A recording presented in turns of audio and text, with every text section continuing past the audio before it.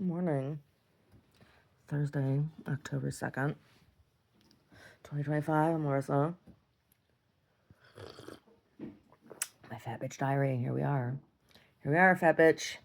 Here we are. Time has come. The time has come to drink from skulls. Oh, I don't know what's going on. I got a itchy thing on my face. I don't know. It itches. Yesterday, there's something that's biting me. I'm gonna have to take this quilt down off the wall or lift it up. I think there's a spider that's living behind there. Because I think I'm getting bites. Spider bites. Spider bites. Oh, and then I have to think about taking a extra B vitamin because spiders, they like you if you have low B vitamin. If you have B vitamin deficiency. Do I need B vitamins? Oh, drink from skulls.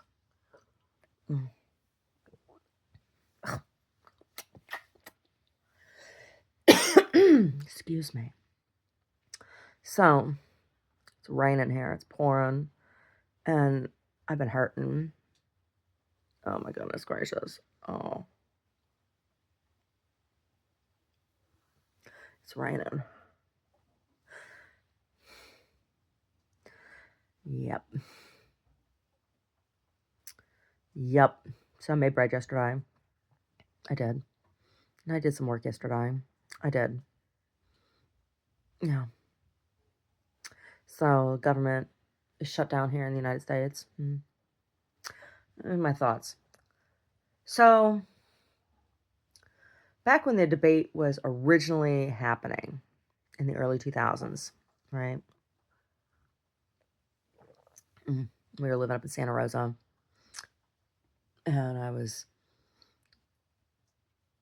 hanging out with the PDA crowd, Progressive Democrats of America. And it's not even so much that I wanted to be part of their group. They were pushing for single-payer health care. And my position on health care was it needed to be all or nothing. Because the way things were, wasn't working. And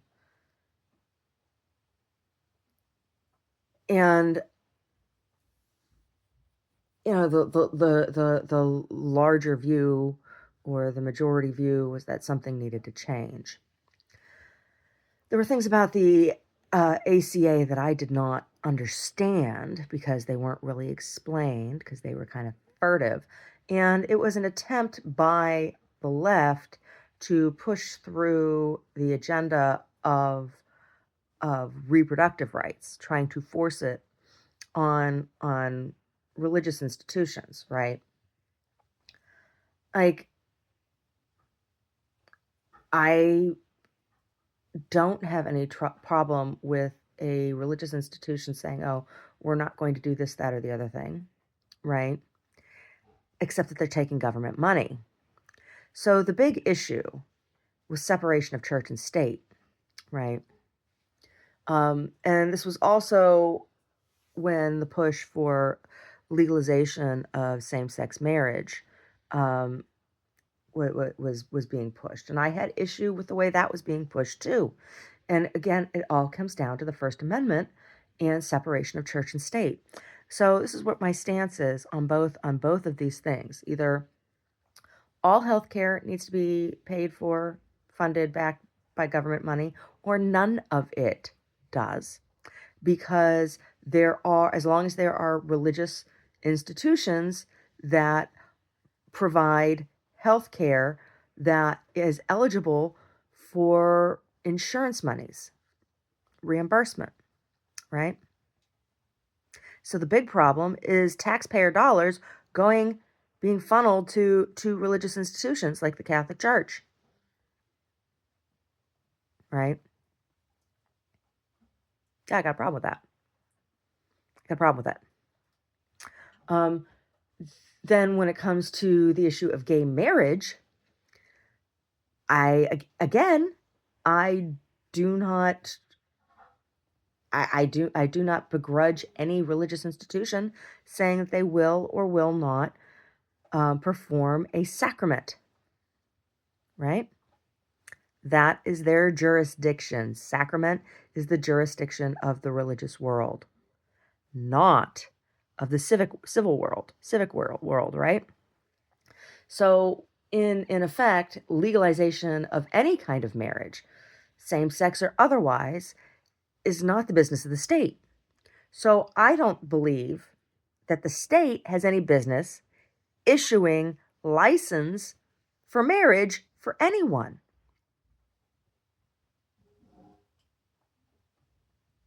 Right? So I feel like the reform of the law was misguided and wrong, right? To begin with. They were fighting for the wrong thing, right? The state should not be issuing a marriage license. Marriage is a sacrament. And the only thing that the state has the business to issue is a business license, which domestic partnership is a business license. It's the business. It's the business end. It's the civic end of any domestic relationship. But it has nothing to do with the spiritual side of relationship, right?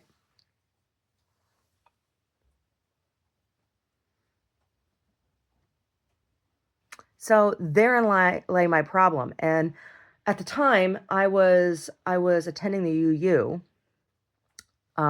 which I'm not interested in any religion. I'm not interested in any organized religion, and the reason being is that they're all convoluted.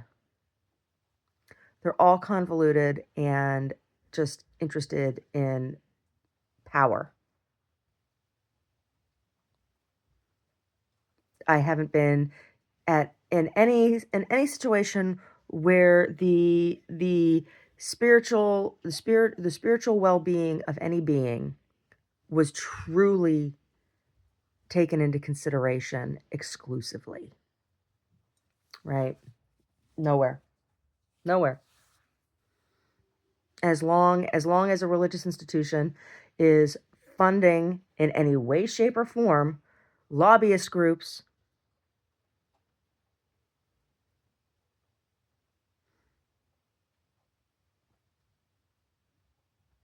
in any way, shape, or form.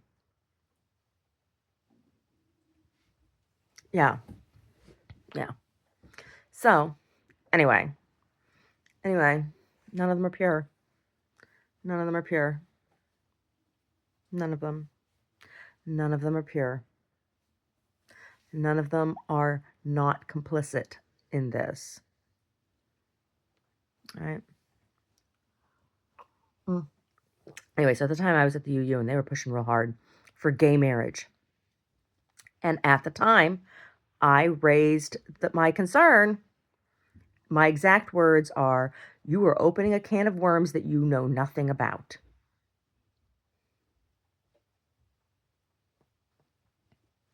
And the minister there, Chris Bell, took exception to that. I remember the look on his face that he gave me in circle, because they had two services at that congregation. The earlier service was a smaller circle of people who, it was more of a discussion. And then the second service was more structured, more similar to like what you would see in any of your other big box churches, synagogues, temples, whatever. Right? So I used to go to the earlier service because Omar didn't like going with me. And so if I went to the earlier service, then he and I could have the rest of the day, right, to do whatever. Right? And they were talking about it, and that's when I made this comment. And I have not changed my mind.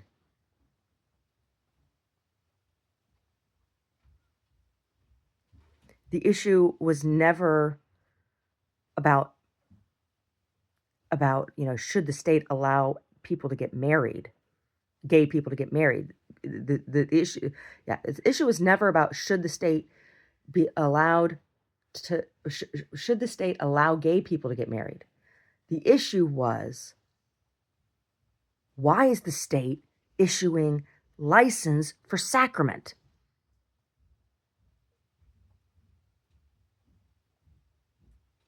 And I still feel that way. It's part of the reason why I went and got my ordination license.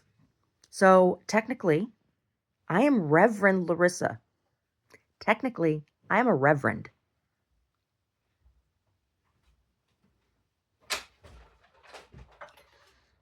Oh, Señor. Señor. Qu'est-ce que c'est? Brody. What's going on, sir? You all right? Mm-hmm.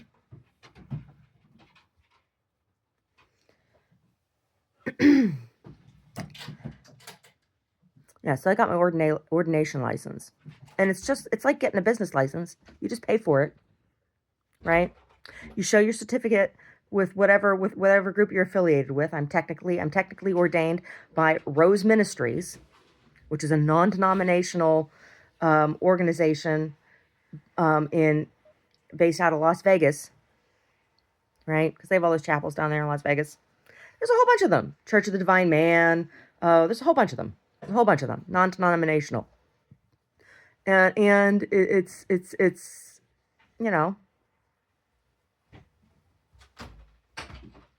you have to perform ritual a couple times a year. And I do.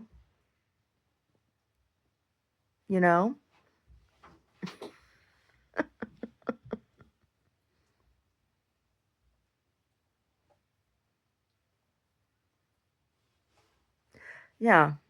So like my New Year's Eve card reading, that's one of my rituals. The altar dressing that I do, that's part of my ritual.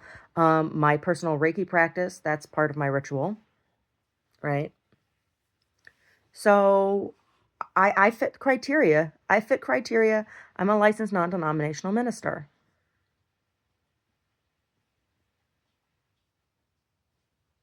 And anybody from any religion who is clergy has to have an ordination license as well.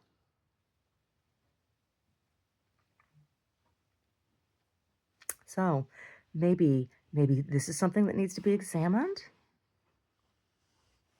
What does that entitle you to? Well, technically, tax-exempt status.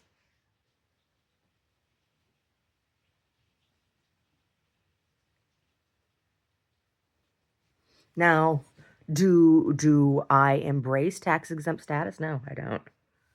No, I don't. I pay my taxes. Why? Because Jesus said, give to God what is God's and to Caesar what is Caesar's.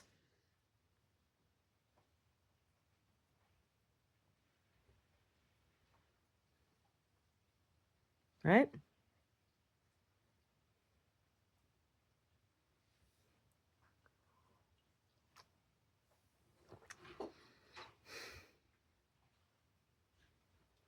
Oh, it's murky waters. It really is. And so, this has caused a lot of problems. The because when the United States federally recognized gay unions, it enraged Bible thumper gay haters, right? And a lot of them became really gung-ho about the ACA after it was put into place. And that is also what fueled the anti-choice push in the United States. because then they realized that what I am saying about, oh, religious institutions getting tax dollars was correct. It's wrong. But instead of pulling that funding, they used it as a platform for pushing through anti-choice legislation in red states. And they want to push it through everywhere, which would mean women would be at risk. Women who are high risk for ectopic pregnancies, in particular, rape victims, mhm, women who have miscarriages.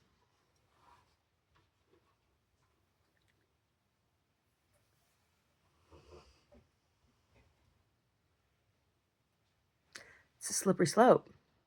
And so now this new pope, Pope Bob, is making comments about what is pro-life.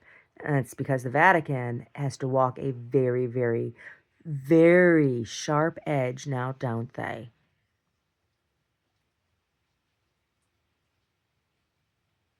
Because the Vatican did not always say abortion was wrong.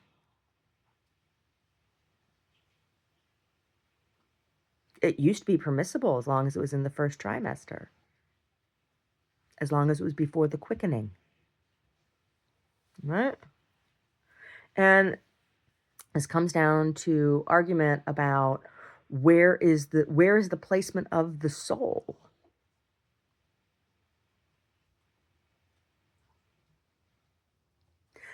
So, my energetic experience is that the soul is not fully in the vessel of body until that body takes a breath.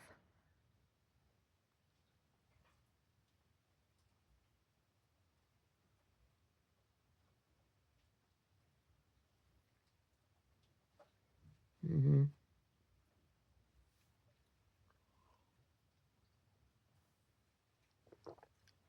Yeah.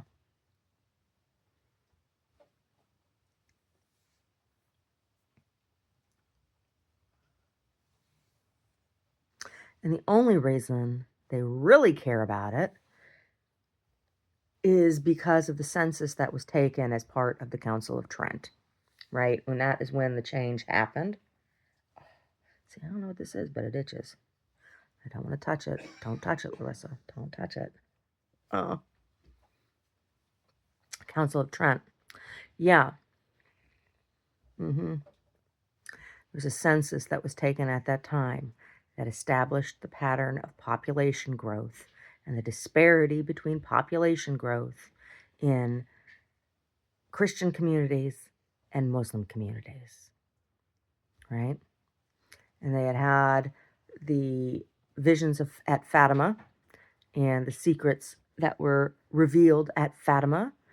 And part of it has to do with the end times and the prophecy of a great war that will ultimately be between Islam and Christianity, and that the winner of that war will be the professors of the true God. Oh my goodness. So they wanted to force women to make babies for the Christian army. And the Muslims, same thing for the Muslim army. It has nothing to do with family values or giving a shit about anybody's actual life.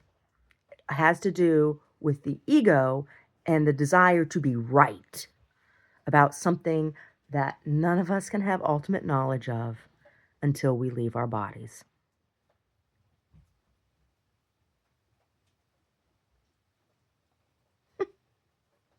And so I find it so disgusting.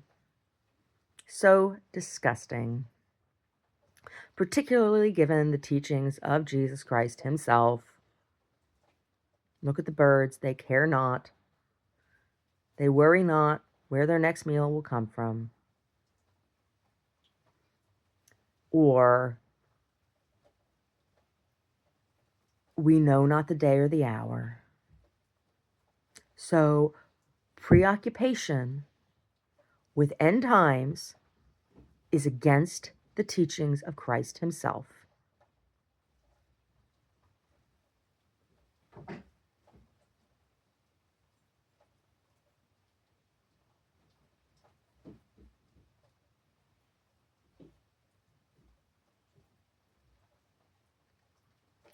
Yeah.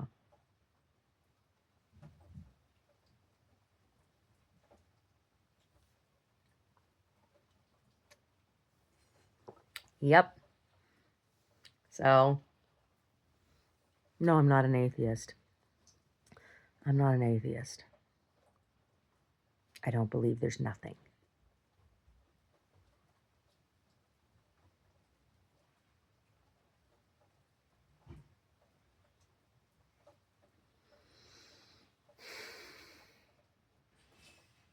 Atheist, humanist, non-theist.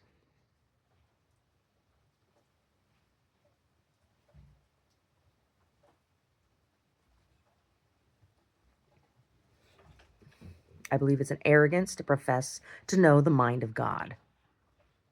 And that is what all of this legislation, these laws, are professing. It's what all of these religious groups, all these religious zealots are professing to know the mind of God. There you go. Thank you. See Brody. Oh my gosh, Brody. Oh my goodness. Brody. Trying to keep mommy safe. He's trying to keep me safe from you. He doesn't trust you. Oh.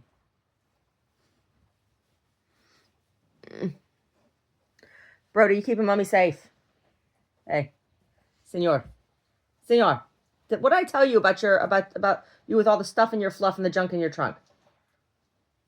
You're not supposed to be on the bed. Oh, I know. Mommy needs to wash the bedspread. And you need a bath. Did you hear that rain? You hear the rain outside? No. Mm-hmm. Anyway, you know, I mean, you look at Genesis, and this is so God has given man dominion over the earth. Dominion is not a license to plunder. All seed-bearing plants, those are God's. So what does that say about genetically engineered crops? Those are not of God. Patenting of genetic material is wrong. The decimation of food source is wrong. And Christ reaffirms that in his teachings. Look at the birds. They care not.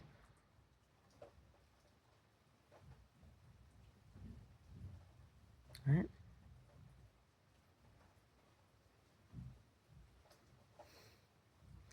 All seed-bearing plants. Oh, that means that cannabis is a gift from God.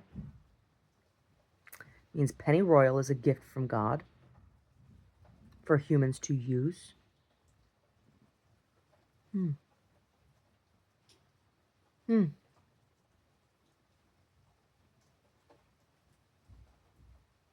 Tell me again how you're supposed to treat your slaves. Ah, yes.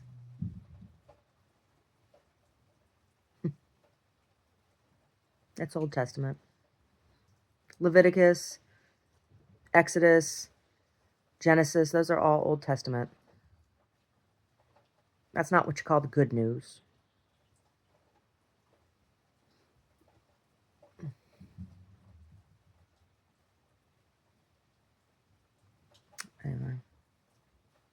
Anyway.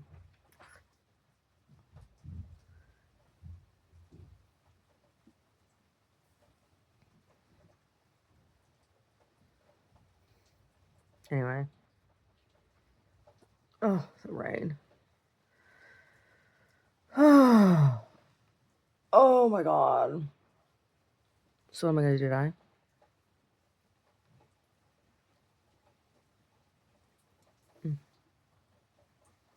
Stuff. Oh, the flatbread I made yesterday. So good. It's so soft and chewy. It's so good. It's so high fiber. And it's a lower glycemic index than most breads. It's the flour mix I used is a 50-50 split between spelt and wheat, all purpose, So it's a 50-50 split. And then I also added in extra fiber with psyllium husk. Oh, it's so chewy. It's so chewy and delicious. It really, really, really, really, really, really is. Oh my God. Oh my God. So good. Yeah, so I made wraps last night with it. So I also made hummus. So we had the fresh bread and I smeared hummus all over it. And then I put some fresh shallots sliced up and some tomato sliced up and a big old chunk of pickle and spicy. Had whole Calabrian peppers. I cut one in half for each one and laid them in there long ways. Yeah. And then I put in some sliced cucumber and then anan, 4 slices of tempeh and that I air fry. I air fry my tempeh bacon. Oh yeah, it's the best way to do it. And anan, some sunflower sprouts. And then I wrapped it up, wrapped it in foil like a gyro. Oh, it's so good. So good. So good.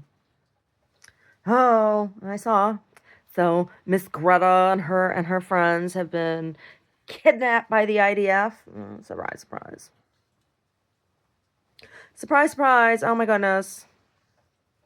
She's getting all the attention she wants. And there's no food going to people. Right? See, here's the core issue with that. Again, coming back to the teachings of Christ. Give a man a fish and he will eat for a day. Teach a man how to fish. He will eat for a lifetime. Right? That's why I support economic growth and viability for communities in Palestine over any of these food drives.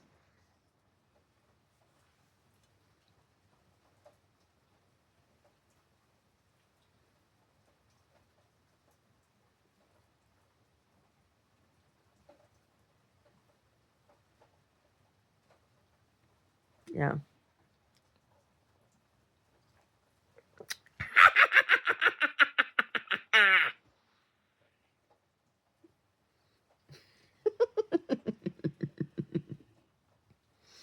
Anyway.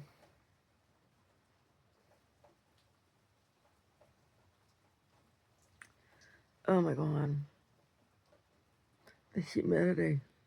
It's supposed to be humid and rainy all day today. Well, it'll make my joints hurt. But I have to say, I do find the rain so appealing. The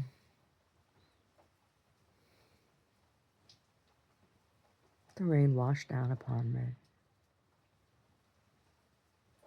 Let it drip into every crack of my soul.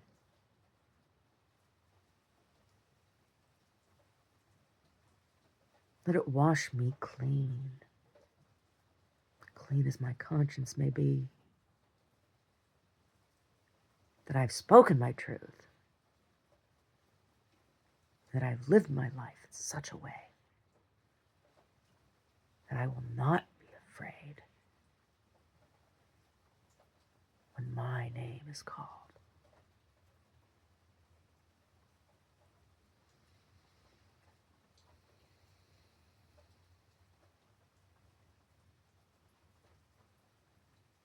Self-defense is not violence.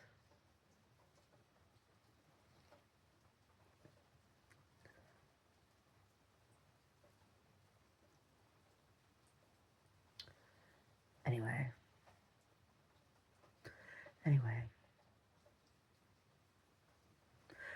Blessings to you and your ancestors.